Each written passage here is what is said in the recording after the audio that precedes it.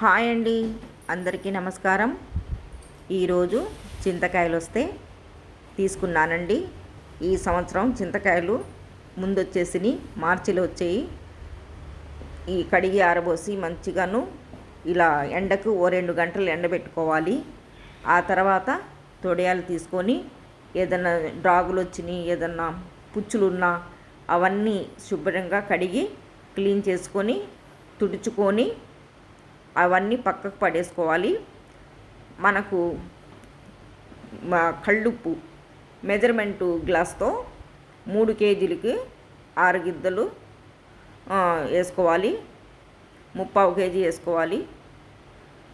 అయితే 2 కేజీలన్నర అయినవి తొడియాలు అవి పొంగ, అందుకోసమని 1/2 కేజీ 600 గ్రాములు వేసాను నేను. దానికి మెజర్మెంటు ఇలా తొక్కుతుంటే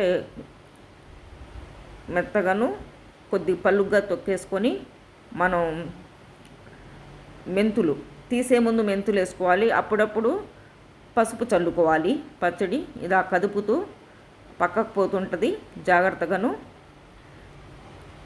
ఆ తర్వాత మనం తీసే ముందు మెంతులు వేసేసుకోవాలి. ఇలా చింతకాయ పచ్చడి సీజన్ వారీగా పెట్టుకొని మనం స్టోర్ చేసుకుంటే ఎప్పుడన్నా కూరల్లో పక్కన ఏదన్నా పెరుగన్నం అలాంటివి తినేటప్పుడు ఇలాంటి పచ్చళ్ళు చాలా యూజ్ అవుతాయండి. చిన్నప్పటి నుంచి ఇదో అలవాటు మాకు తినటం అనేది. సీజన్ వారీగా ఈ టైంలో వస్తాయి ఇవి. ఎప్పుడు మార్చి నుంచి వస్తాయి, ఇప్పుడు ఈసారి తొందరగా వచ్చేసినాయి.